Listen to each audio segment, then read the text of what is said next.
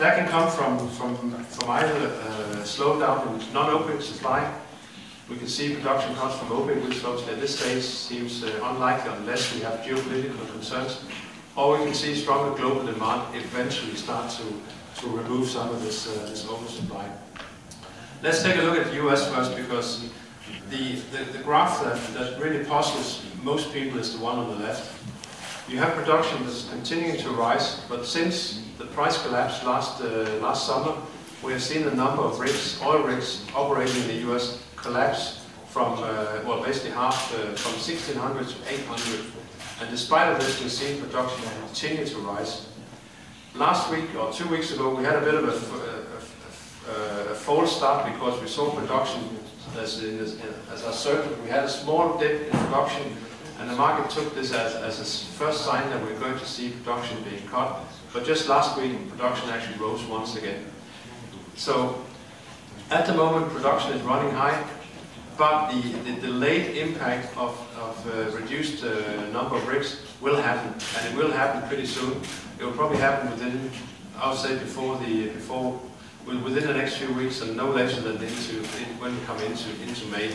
So we should see US production slow down, not fall off the cliff, but at least slow down, and that should help remove some of the inventory overhang that we're currently having, especially in the US.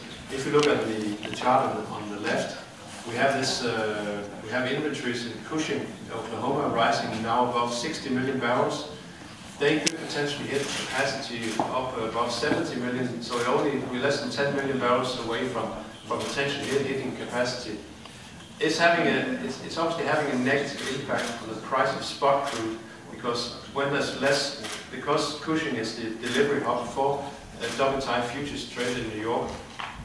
So when supplies gets to a point where you can't store it, then the price obviously has to fall to a level where it attracts demand from other regions or other storage centers, and that's why the spot price of WTI continues to be under pressure. Currently trading somewhere around $1.50 below the next month.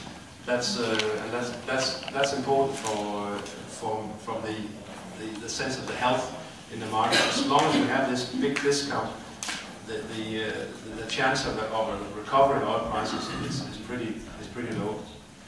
If you look at OPEC, as I said, they are also internally battling for market share. And if you can see, the OPEC production now is probably back to around 31 million barrels. That's the dark blue line. That's 1 million barrels more than their stated target. And just over the past few months, you can see that Iraq production has increased, Iran production has increased a bit, but will it also increase even further when sanctions are finally lifted? And also Libya has, despite all the odds, seen a small pickup again. But Libya obviously is the most volatile of them all.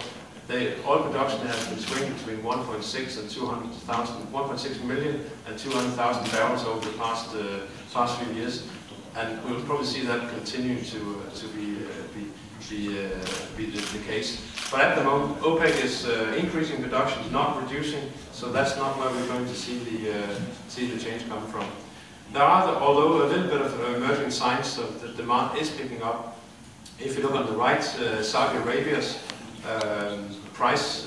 reference price to Asia has been going up, and the US, and for that matter Europe as well, has been going up over the past couple of months. Whether that is, it's obviously an indication that they find demand for their oil. I'm a little bit hesitant to say that it's a clear sign that we are through the worst, but at least they're not cutting rates, they are raising them, so they could be indicating that at least we're seeing some sign of stabilizations of the demand outlook at least especially in Asia.